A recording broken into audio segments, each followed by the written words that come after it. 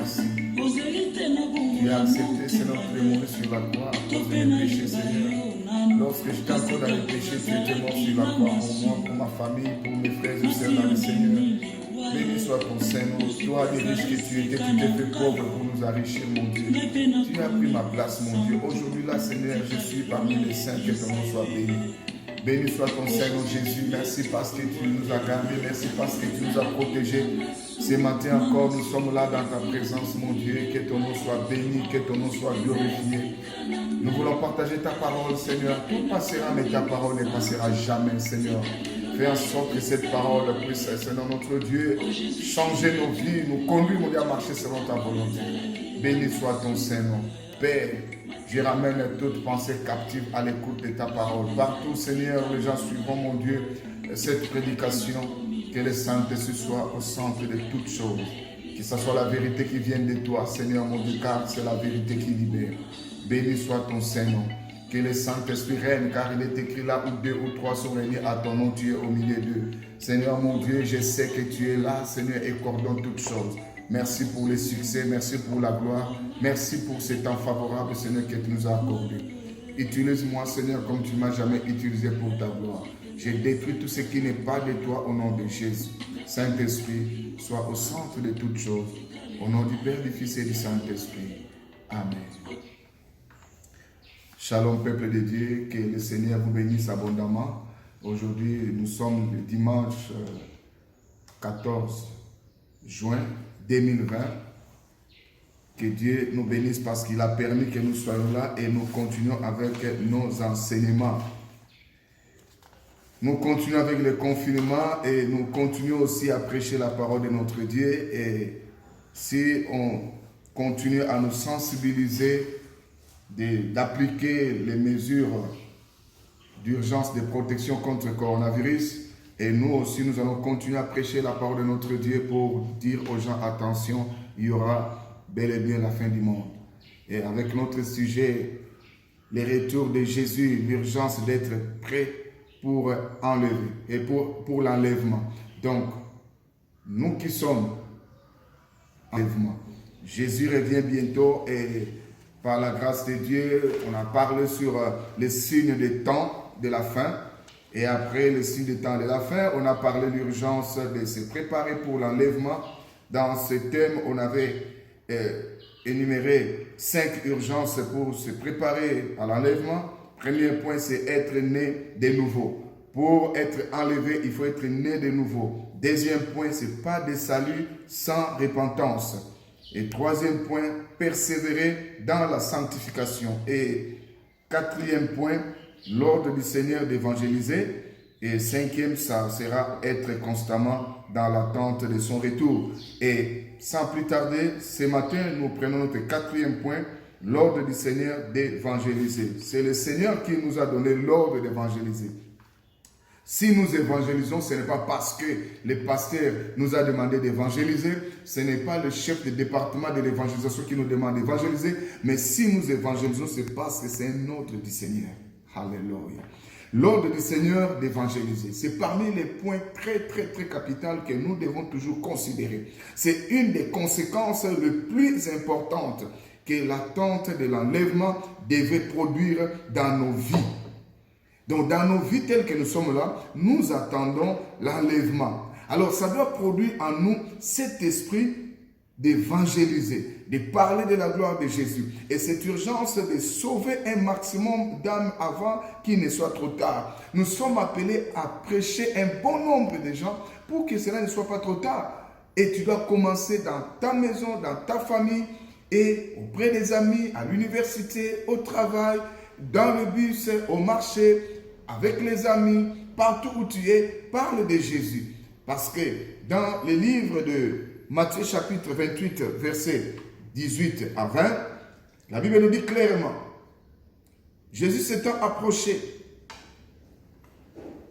leur parla ainsi, tout pouvoir m'a été donné dans les cieux et sur la terre. Jésus commence à informer que non, tout pouvoir lui a été donné parce que pour que tu intimes l'ordre, pour que tu donnes des instructions, il faut avoir les pouvoirs. Si tu n'as pas les pouvoirs, tu ne peux pas dire aux gens de faire quoi que ce soit.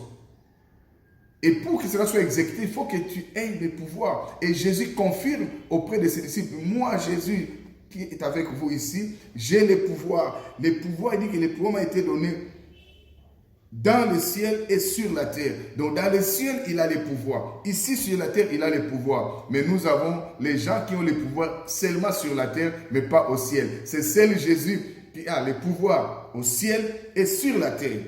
Il mérite d'être loué et adoré. Il dit ceci, allez faire de toutes les nations des disciples. Allez faire de toutes les nations des disciples sans exception.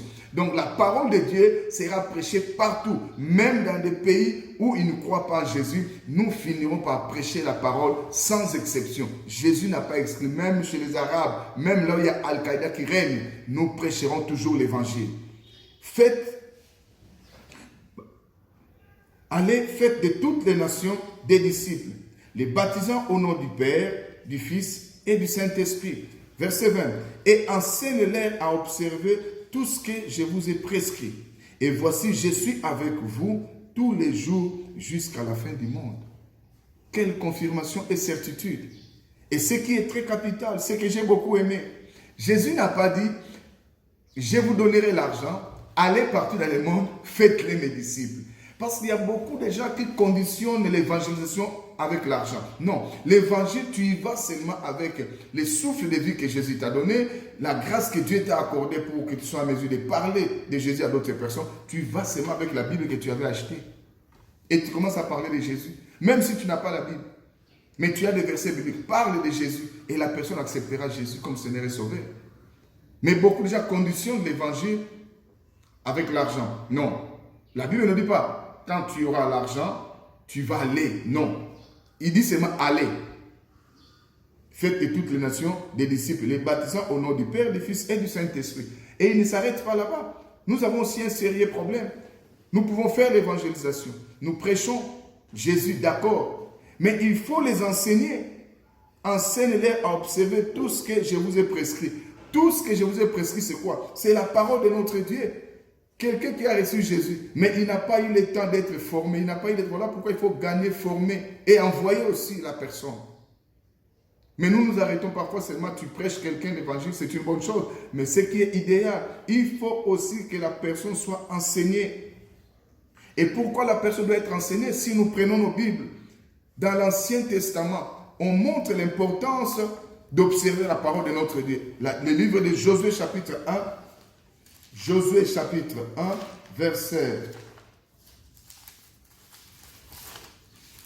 Josué chapitre 1, verset 8.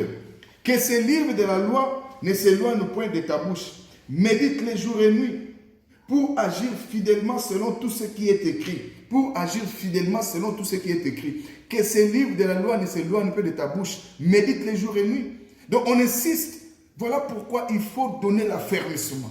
Il faut donner l'affermissement. Venir à l'église. Nous avons les gens qui viennent à l'église. Mais on ne les pousse pas à être formés. On ne les pousse pas dans l'affermissement. Nous avons des prédicateurs qui n'ont jamais été affermis. Nous avons des chantres, des protocoles, intercesseurs qui n'ont jamais été affermis. Mais nous avons tout intérêt de les affermir. Sinon, demain après demain, quelqu'un qui était au protocole, il rentre dans le monde, il porte des actes qui ne donnent pas gloire à notre Dieu. Voilà, dans l'Ancien Testament, déjà, on insistait que ces livres de la loi ne s'éloignent point de ta bouche. Médite les jours et nuits. Et quand tu médites jour et nuit, pour agir fidèlement selon tout ce qui est écrit. Nous sommes appelés à agir fidèlement selon ce qui est écrit. Nous ne pouvons pas agir de notre manière. Nous ne pouvons pas agir selon la science de ce monde, ou les psychologues de ce monde, ou les politiciens de ce monde. Si le monde est détruit, si nous connaissons maintenant des problèmes, c'est parce que nous voulons marcher selon la science de ce monde. Ce n'est pas la politique qui doit diriger le monde, mais c'est la parole de Dieu qui dirigera le monde. Parce que dans la parole de Dieu, si quelqu'un a la parole de notre Dieu, si vous avez un leader qui marche, qui écoute la parole de Dieu, qui médite la parole de Dieu jour et nuit, il agira fidèlement selon ce qui est écrit. Accoler un salaire à Batouté, il ne va pas détourner l'argent, il ne doit pas voler, il ne doit pas tuer, parce que la Bible condamne cela. Mais aujourd'hui là, nous avons, entre guillemets, les pasteurs, les prophètes avec leurs leaders. Mais vous les enseignez quoi? Il y a toujours des compromissions.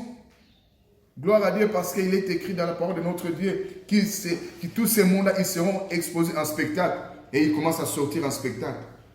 Et la Bible nous dit, car c'est alors que tu auras du succès dans tes entreprises, c'est alors que tu y réussiras. Ici, je voulais épingler quelque chose de très capital. Nous les chrétiens, nous ne sommes pas appelés à pleurer. J'ai mes diplômes et je ne trouve pas l'emploi. Dieu nous voit comme des entrepreneurs. Dieu nous voit comme des innovateurs. Nous ne sommes pas appelés à rester là, à attendre, non. Même s'il y a confinement, même s'il y a coronavirus. Mais Dieu nous a donné les moyens et les capacités pour chercher à faire quelque chose en lisant la parole de notre Dieu. En prêchant l'évangile, tu dois sauver une multitude de gens. Regarde ici. Pour que tu aies du succès dans tes entreprises, et c'est alors que tu réussiras. Donc nous devons avoir des entreprises. Alléluia. Oh, je suis en train de pousser quelqu'un. Si tu n'as pas encore, tu commences même avec un petit rien et tu vas témoigner la grandeur de notre Dieu. Ceux qui sont devenus grands, ils n'ont pas commencé avec beaucoup. Tu commences avec un petit rien et tu deviendras grand. Parce que tu dois agir fidèlement selon ce qui est écrit. Et tu peux me dire que non, pasteur, ça c'est l'Ancien Testament. Oui, c'est l'Ancien Testament. Mais dans le Nouveau Testament, si nous prenons dans le livre de 1 Timothée chapitre 3, verset, j'aime aussi les passages, 1 Timothée chapitre 3, verset 16, que dit la Bible. Je suis dans 1 Timothée chapitre 3, verset 16.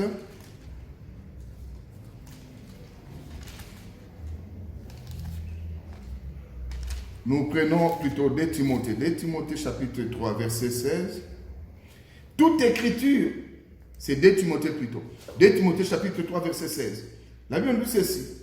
Toute écriture est inspirée de Dieu et utile pour enseigner. La parole de Dieu est utile d'abord pour enseigner, pas pour rançonner, pas pour estorquer l'argent des gens. Maintenant, nous avons la parole, nous avons des prédications taillées sur mesure. Il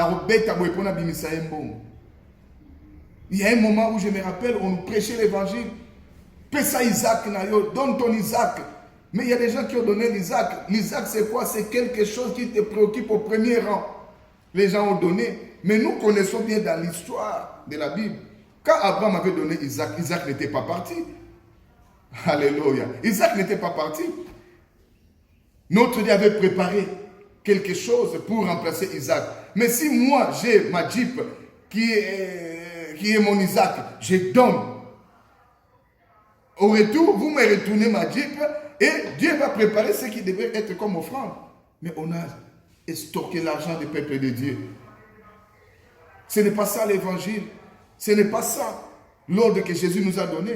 Il dit pour enseigner, 2, convaincre, 3, corriger, pour instruire dans la justice, car la justice élève une nation. La parole de Dieu est là pour nous conduire dans la justice. Si le monde est bouleversé, si beaucoup de choses ne marchent pas, en particulier dans notre pays, la République démocratique du Congo, c'est parce qu'il y a l'injustice qui règne.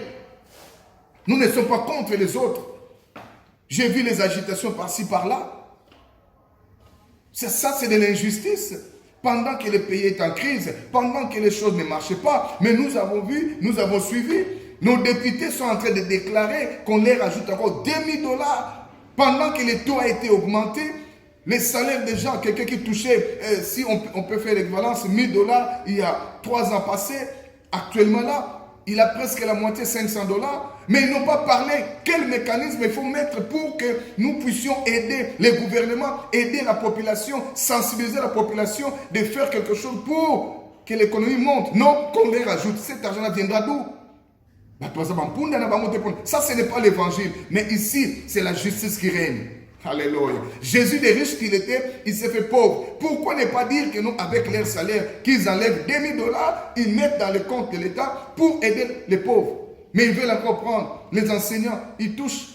Il y a retard de paiement. Allez voir dans des banques comment les gens sont stationnés là-bas pour attendre parce qu'il n'y a pas assez de liquidités. Non, ça, ce n'est pas l'évangile. Mais ils diront, les peuples. Non. Nous sommes appelés à prêcher la vérité. Il faut que les gens marchent dans la justice. Mais pour que les personnes appliquent cela, nous devons faire notre travail, nous les chrétiens. Nous les chrétiens devons prêcher tout ce monde-là. Quand tu es avec un député, tu lui parles de la vérité parce que vous connaîtrez la vérité et la vérité vous affranchira. Il ne faut pas les bercer. Si vous les trouvez dans la malhonnêteté, ça c'est de la malhonnêteté. Il faut parler, il faut parler, il faut prêcher parce que Jésus nous a donné la force. Il est avec nous jusqu'à la fin du monde. Nous ne prêchons pas seul. S'il faut mourir parce que tu parles de la vérité. Et pour l'amour du Congo, on ne fermera pas la bouche que les gouvernements n'autorisent pas. C'est là parce que ce n'est pas la vérité. La vérité est que les gens se répandent. Nous devons prêcher Jésus. Et si quelqu'un dans le Seigneur, il va refuser cela. J'ai béni le Seigneur parce qu'il y a un bon nombre de députés aussi qui disent non, nous ne sommes pas d'accord avec ce genre de demande. Non. Ça c'est de l'injustice. Afin que l'homme de Dieu soit accompli et propre à toute bonne œuvre. L'homme de Dieu, il faut que tu arrives à ce niveau-là. Quand tu prêches quelqu'un, il n'est pas encore, il est devenu un enfant de Dieu, c'est une bonne chose. Mais pour que tu puisses avoir l'appellation de l'homme de Dieu, il faut qu'on arrive à voir les fruits de l'esprit en toi.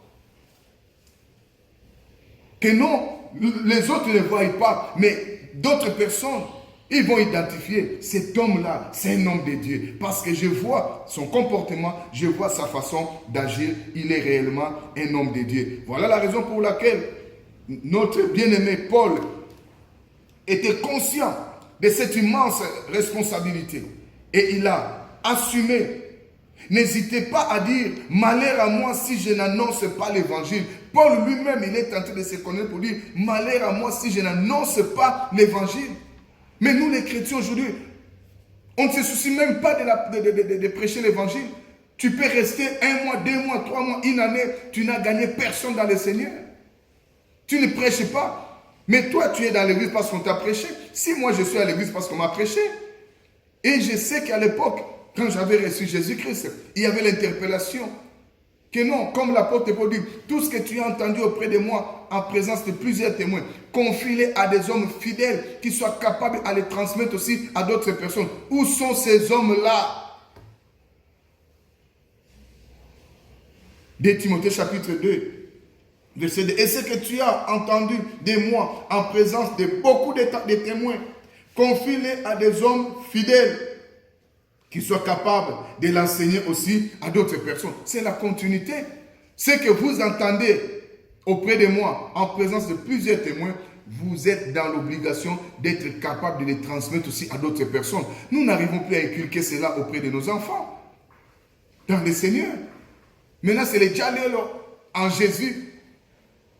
Pasteur, oh, petit nanga, nengeni, tout ça. Kopwana nengeni. Non, kopwana nengeni. Mais est-ce que tu as évangélisé?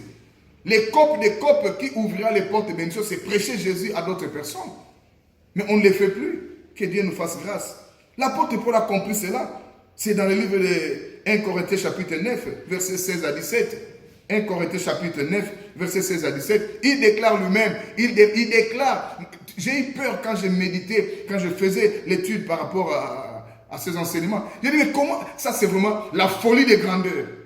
Lui-même, il attire la malédiction. Si je ne prêche pas l'évangile, malheur à moi. Oh, il a compris. Valère, Am Yamoudou.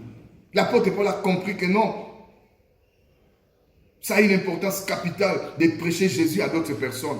Toi, ton problème, c'est prêche la parole de notre Dieu. Tu as la souci de Copole. Ah bien non, malheur à moi. Si je ne prêche pas l'évangile. Mais toi, tu ne t'inquiètes pas. Tu es là à l'aise, tu ne partages pas le nom de Jésus à d'autres personnes et tu trouves ça normal. Ce n'est pas normal. Autrement dit, malheur à toi si tu ne prêches pas l'évangile. Et tous les chrétiens qui ne prêchent pas l'évangile, tu es chrétien, d'accord. Mais si tu ne prêches pas l'évangile, malheur à toi. Parce que nous sommes, comme Paul dit, soyez mes imitateurs, comme je suis l'imitateur de Christ. Christ a prêché, Paul a prêché, moi je prêche, toi aussi tu l'as prêché. Je ne dis pas que tu deviennes pasteur comme moi, non. Mais nous tous, nous sommes appelés à devenir des évangélisateurs. Et Dieu nous accordera cette grâce-là. Mes frères et sœurs, je sais que nous, dans la Bible, on nous a déjà prédit. Quand tu prêches la parole, quand tu parles de Jésus, on va se moquer de toi. Ce n'est pas quelque chose de la joie. Quand tu y vas, les gens sont d'accord. Hey, tu viens nous prêcher. Oui, il y a des points où quand tu veux prêcher comme ça, On trouvera que c'est une bonne chose, tu es venu nous prêcher, de quoi tu veux parler, ainsi de suite. Mais il y a des coins où tu arrives, on te dit non, nous n'avons pas besoin de toi. Et j'ai pris les textes, je vais seulement lire et puis vous allez comprendre ce que la Bible nous dit déjà d'avance quand vous y allez prêcher. Il nous prépare déjà que nous va se moquer de nous. Les gens vont dire que non, c'est quoi ça, regarde-moi ça. Tu as faim, tu as besoin d'argent ou quoi? Pourquoi tu fais ça? C'est dans le livre de 1 et 2 Pierre, chapitre 3, du 1er au 10e verset. Voici, déjà bien aimé, la seconde lettre que je vous ai écrite dans l'une de dans l'autre, je cherche à éveiller par des avertissements votre saine intelligence. Par des avertissements. Afin que vous vous souveniez des choses annoncées d'avance par des saints prophètes et du commandement du Seigneur et Sauveur en signe par vos apôtres. Sache avant tout que dans les derniers jours, il viendra de mon cœur avec les railleries et marchant selon leurs propres convoitises. Les gens vont trouver bon de marcher selon leurs convoitises. Ils ne vont pas accepter des bonnes manières que tu vas les prêcher, que marcher dans la sainteté. Ils trouveront ça nul. Ils disent, où est la promesse de son avènement? Ils vont poser la question, moi je parle de l'avènement. Mais on dit, où est la promesse de l'avènement de Jésus? Ils vont poser cette question-là. La Bible nous a déjà dit ça. Toi parle, Jésus revient bientôt. L'enlèvement aura lieu. Ils vont dire, Wapiamo, et Bandakala, ça date de longtemps. Bakoko, bakoko, bakoko. Baloba. Nabibe, baloba, baloba, ayakana été. Les gens peuvent parler comme ça. Mais toi, ne te décourage pas. Continue à parler. Tout demeure comme dès le commencement de la création. Non, on nous parle qu'il vient bientôt, il y aura la fin du monde. Mais depuis qu'on a parlé, notre papa nous a dit cela, notre grand-père, notre grand-mère nous a parlé de cela. Mais mon qu'il est kaka. Mais écoute ce que la Bible nous dit. Ils veulent ignorer en effet que des cieux existeraient autrefois par la parole de Dieu. Ils oublient que les cieux existaient par la parole de notre Dieu, ainsi qu'une terre tirée de l'eau est formée au moyen de l'eau. Là où nous sommes, c'était de l'eau. Et Dieu a tiré la terre dans l'eau. Et que par ces choses, le monde d'alors périt, submergé par l'eau. Mais par la même parole, les cieux et la terre d'à présent sont gardés et réservés pour le feu. On nous prédit que là où nous sommes est gardé pour le feu. Il y aura le feu. C'est gardé pour le feu. Pour les jours du jugement et de la ruine des hommes impies. Donc là où nous sommes, il y aura le feu pour les gens qui n'ont pas cru en Jésus. Alors il faut prêcher Jésus. Verset 8. Il est une chose, bien aimé, que vous ne devez pas ignorer. C'est que devant le Seigneur, un jour est comme 1000 ans et 1000 ans sont comme un jour. C'est là où parfois nous on ne comprend pas. Toi, s'il faut comptabiliser 1000 ans, dans notre génération, on n'arrive même pas à totaliser 1000 ans. On n'arrive pas à totaliser 1000 ans. Mais on nous dit, chez notre Dieu, un jour est égal à 1000 ans. Alors quand toi tu dis que ça date de longtemps, par rapport à quoi? Par rapport à quoi? Si tu vois que tu as maintenant 50 ans, tu dis, oh, Nassina Koli, 80 Nassina Koli. Mais pour notre Dieu, un jour égale à 1000 ans. Donc tu n'as même pas encore fait, je ne sais pas s'il faut faire des calculs ici, c'est un peu compliqué. Si Dieu prend dans des contextes un jour égale à 1000 ans, qu'un jour que toi tu vois les 24 heures, pour notre Dieu, c'est 1000 ans. 1000 ans c'est comme un jour. Voilà pourquoi il ne faut pas dire que non, et, ça date de longtemps, c'est des racontages. Non, non, non, Jésus revient bientôt. Verset 9, le Seigneur ne tarde pas dans l'accomplissement de la promesse. Les gens pensent que le Seigneur tarde. Le Seigneur ne tarde pas. Quand il promet, il réalise. Il fait chaque chose à son temps. Il n'était jamais en retard. Et les gens pensent que non, Dieu est en train de tarder. Dieu ne tarde pas. Comme quelques-uns le croient. Mais il use de la patience envers vous. Alléluia. Oh, que Dieu soit loué. Si l'enlèvement n'est pas encore arrivé, c'est parce que Dieu est en train d'utiliser la patience. La patience envers nous. Ne voulant pas qu'aucun périsse. Dieu ne veut pas que les gens perdent. Non, il veut que nous puissions tous aller auprès de lui. Voilà pourquoi il accorde le temps. Toi qui me suis, tu ne veux pas encore accepter Jésus. Je te dis que non, c'est pour cela que Dieu a utilisé la patience. Et la patience a ses limites. La patience a ses limites. Répands-toi. Combien de fois on te prêche la parole? Combien de fois on te dit répands-toi? Jésus revient bientôt. Tu ne veux pas. Mais je tiens à t'informer que non, Dieu utilise la patience. La patience a ses limites. Quand on dira que non, vraiment, il est au bout de ses patiences, ah, attention, attention, tu vas perdre. Ne voulant pas qu'aucun périsse, mais voulant que tous arrivent à la repentance. Les soucis ou les souhaits les plus ardents de notre Dieu, tous les féticheurs, tous les gens de sciences occultes, les sorciers de nos familles, les voleurs, les clowns en cravate, tout le monde, Dieu veut que nous puissions nous repentir. Repentons-nous, nous devons prêcher la repentance. Ça, c'est le temps de prêcher la repentance car Jésus revient bientôt. Ce n'est plus le temps de parler d'élévation, la grandeur, la supériorité, les voyages. Prêchez maintenant. Où sont maintenant des prophéties? Chaque jour, Dieu m'a montré, tu prends l'avion comme un nègre, tu arrives partout là. Et maintenant là, il n'y a plus de prophéties. Mais cela ne nous empêche pas de continuer à prêcher la parole de notre Dieu. Veillez aussi à ne pas pervertir cet ordre d'évangélisation de notre Seigneur Jésus qui est écrit dans le livre de Matthieu, chapitre 28, verset 18 à 20, qu'on avait déjà lu. Et qui est aussi notre ordre suprême.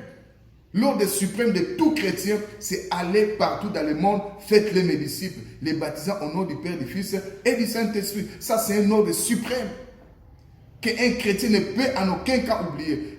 Parmi les urgences de se préparer pour l'enlèvement, il faut prêcher aussi l'évangile.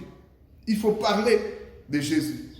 Je terminerai en vous informant de deux serviteurs de Dieu que j'ai pu lire leurs documents. Le serviteur de Dieu, docteur Kermit Long, a déclaré un jour, avec toute notre éducation, nos beaux bâtiments, nous en faisons beaucoup moins pour amener des âmes au Seigneur que nos prédécesseurs. Nous avons des beaux bâtiments qu'à l'époque, on n'avait pas ça. Mais on fait beaucoup de bruit. Mais nous n'arrivons pas à gagner les gens comme les gens de l'époque ou nos prédécesseurs, qui étaient pourtant moins instruits que nous. À leur époque, il n'y avait pas trop de docteurs. Mais maintenant, nous avons des universités, des collèges bibliques, et ainsi de suite. Nous avons des professeurs en théologie, des professeurs en Ancien Testament, Nouveau Testament. Mais tu verras, un professeur aux facultés de théologie, mais il n'a même pas une église. Il n'a même pas, il ne fait rien. Non. Nous ne sommes plus des pêcheurs d'hommes, mais sommes devenus des gardiens d'aquarium. Il dit, nous ne sommes plus des pêcheurs d'hommes, nous sommes devenus des gardiens d'aquarium. Quand tu regardes l'aquarium, tu vois des poissons là-bas, mais tu ne les pêches pas. C'est comme ça que nous sommes devenus des chrétiens. Donc, il considère que non, les gens qui n'ont pas encore reçu Jésus comme Seigneur et Sauveur sont des poissons que nous regardons dans l'aquarium, mais tu n'as pas l'autorisation de pêcher les poissons qui sont dans l'aquarium. Nous passons la majeure partie de notre temps à transverser des poissons d'un vase à un autre. Donc le temps que nous passons, c'est seulement donc aux poissons. Donc on ne prêche plus l'évangile. Nous ne sommes pas là pour observer, non. Et ce qui se passe actuellement là, c'est quoi? On n'a plus le temps, même si nous avons des activités dans nos églises. Tu verras les chrétiens, qu'est-ce qui se passe? Il doit contacter un ami qui est dans le Seigneur pour lui informer que nous avons un séminaire chez nous, si tu peux venir. Mais il n'a pas le temps d'aller prêcher les gens qui n'ont pas reçu Jésus comme Seigneur et Sauveur. Ils sont là nombreux. Mais toi, tu prends le poisson qui est dans l'aquarium A, tu l'amènes dans l'aquarium B. Ça ne change rien. Nous avons besoin de prêcher l'évangile aux incrédules, aux gens qui n'ont jamais reçu Jésus comme Seigneur et Sauveur. Prêcher l'évangile parce qu'il faut porter du fruit. Si tu ne portes pas de fruits, tu auras des problèmes avec notre Dieu. L'autre serviteur de Dieu, bien connu aussi, Charles Spurgeon, nous rappelle aussi, en des termes poignants, la valeur infinie d'une âme. Lui, il a posé des questions. Il laisse des gens dans des questions. Il dit, toi, tu t'amuses, tu ne veux pas prêcher la parole. Première question, avez-vous sérieusement pensé au prix d'une seule âme? Il faut arriver à penser au prix d'une seule âme. Demande aux gens qui ont perdu d'être chers, comment on peut les remplacer. Si tu as perdu un père, maman, femme, époux, Pose-toi la question, combien coûte la personne qui a été tuée? On peut cogner votre enfant. Comme notre Afro-Américain qu'on a tué, George Floyd. Mais il est mort, d'accord? Tout le monde parle, bouge. Mais si vous demandez à son épouse, vous demandez à son enfant ou sa fille, je ne sais pas. Tout le monde s'agite, parle, tout ça, partout dans le monde. Il y a eu des manifestations. Cela ne va pas récompenser la vie de notre frère là, George, qui était décédé, qu'on avait tué par un policier blanc aux États-Unis. Pour dire que non, la vie d'un homme, on ne peut pas remplacer ça par quoi que ce soit. Non. Et il dit, est-ce que tu connais sérieusement ou tu penses au prix d'une seule âme? Voilà pourquoi quand quelqu'un accepte Jésus comme Seigneur et Sauveur, dans le ciel là-bas, il y a une fête qui se passe. Donc toi, tu as le pouvoir de commander même au ciel. Tu as le pouvoir même au ciel, mais tu ne peux que commander une fête là-bas si quelqu'un accepte Jésus comme Seigneur et Sauveur. Deuxième question. Avez-vous entendu le pleur et le hurlement de l'enfer? Est-ce que tu as déjà entendu cela? Si tu n'as pas encore, essaye un peu de demander la grâce de Dieu. Seigneur Lakisanga, permets-moi d'écouter un peu comment les gens sont entrés. Il y a seulement chanson, graissement dedans, aïe, aïe, tout ça. Tu as soif, mais tu n'as pas de l'eau pour boire. La chaleur t'échauffe. La faim, graissement dedans. Il dit, tu as déjà pensé à ça. Et si tu aimes la personne qui est à ton côté, si tu aimes ton père, tu aimes ta mère, tu aimes ton épouse, tu aimes tes enfants, tu aimes tes frères, tes sœurs, tu aimes tes collègues de l'université, de l'école, prêche-les l'évangile, sinon ils vont graisser les dents un jour. Et enfin, il a dit, avez-vous entendu le merveilleux chant des rachetés dans le ciel? Est-ce que tu as déjà entendu Banzembo yaba racheté, Banzembo ya gloire? Demande à Dieu de t'accorder cette grâce-là. Parce que lui, il a vécu ça. Il a vu comment les gens sont en train de pleurer. Dieu lui a accordé la grâce dans une vision. Il a vu comment les rachetés sont en train de danser dans la joie. Voilà pourquoi on dit que c'est à un homme de gagner tout ce monde s'il perd son âme. Avez-vous la notion de ce que sera l'éternité? Est-ce que vous avez la notion de ce qui sera de l'éternité? L'éternité, ça sera comment? Waouh! Ça, c'est un sujet où si on commence à parler d'ici, on ne peut pas terminer parce que de tout ce qu'on voit ici dans ce monde, on ne le verra plus là-bas. Ça sera plus que... Quand je vois des belles jeeps que nous sommes en train d'acheter maintenant là, des belles maisons qu'on est en train de construire. Oh mon frère, ma soeur, là, il y aura plus que ce que nous avons ici dans ce monde. Donc pour te dire qu'à l'éternité, ça sera plus qu'ici. Alors, vous connaîtrez vraiment la valeur infinie d'une âme. Si tu arrives à comprendre les 4 questions posées ici, avez-vous sérieusement pensé au prix d'une seule âme? Avez-vous entendu le pleur et le hurlement ou graissement de l'enfer? Avez-vous entendu le merveilleux chant des rachetés dans le ciel? Avez-vous la notion de ce que sera l'éternité? Alors, mon frère, pour terminer, je dirais ceci. Puissions-nous tous avoir cette passion des âmes et de devenir des meilleurs pécheurs d'hommes. Nous bénissons abondamment parce que nous sommes appelés à devenir des pécheurs d'hommes. Je te demanderai là où tu es, tu m'as suivi. Pourquoi ne pas demander à notre Dieu, Seigneur, j'ai 2 ans, 1 année, 6 mois, 15 ans, 20 ans, mais je n'ai jamais eu le courage de prêcher la parole de Dieu. Que Dieu te donne la force, les moyens et les capacités pour que tu parles de Jésus à d'autres personnes. Inclinons-nous dans la prière pour demander à Dieu de nous donner cela et il nous accordera. Seigneur mon Dieu, merci pour ce temps que tu nous as accordé de parler de toi, Seigneur. Nous intercédons maintenant, Seigneur, que tu nous écoutes. Écoute nos prières, Seigneur. Écoute nos prières, Seigneur. Moi, je ne suis pas exempté de cela. Même moi, je fais partie. Je dois prêcher la parole. Que je prêche, Seigneur, la parole. Que je parle de Jésus à d'autres personnes. J'ai prié, Seigneur, mon Dieu, pour les chrétiens. Que tu renouvelles la force en nous. Pendant ces temps de confinement, de coronavirus. Dès qu'on doit mettre fin, on va déconfiner, Seigneur, notre Dieu, notre ville, partout dans le monde. Que nous prenions conscience que non, il y a un Dieu qui avait mis en pause le monde entier. Que les gens retournent auprès de notre Dieu. Et j'ai suivi que non, il y a beaucoup de gens qui ont jugé bon d'acheter des Bibles, mais cela ne suffit pas. Ils doivent accepter Jésus. Envoie-nous. Fais en sorte que l'esprit que tu avais promis entre à nous, que nous prêchons l'évangile par le fait, l'évangile, mon Dieu, de la repentance, l'évangile de la sanctification, Seigneur. Nous ne sommes plus au temps de parler de n'importe quoi. Nous sommes arrivés au temps où nous devons parler de la vérité qui changera. Le temps de parler que Jésus est le chemin, la vérité, la vie. Nul ne vient au Père que par lui. C'est le temps, Seigneur notre Dieu, de montrer le chemin parce que l'enlèvement est pour bientôt. Jésus, merci pour cette parole. Merci parce que tu m'as permis, Seigneur, de parler à d'autres, Seigneur. J'ai pris, Seigneur, que tu communiques les moyens, les capacités pour que nous soyons en mesure de partager, de parler de Christ à d'autres personnes. Non seulement de parler de Christ, mais de les enseigner, de les pousser à observer la parole de notre Dieu pour agir fidèlement selon ce qui est écrit, que nous puissions les conduire à enseigner aussi d'autres personnes, parce que Paul nous dit tout ce que nous avons entendu en présence de plusieurs témoins, que nous les confions aussi à d'autres personnes qui soient capables à les transmettre à d'autres personnes. Ce n'est la continuité de parler de toi à d'autres personnes. Donne-nous cela pour ta gloire. Au nom de Jésus, j'ai détruit toute puissance de découragement, de fatigue corporelle mondiale, de négligence, de trouver ça normal même si je ne prêche pas la parole. Qu'est-ce que ça fait? Ça fait quelque chose parce qu'il y a des gens qui n'entendent que toi, tu puisses leur parler de Jésus. Seigneur, aide-nous. Aide-nous, Seigneur, pour ta gloire. Au nom de Jésus, nous prions ainsi. Amen.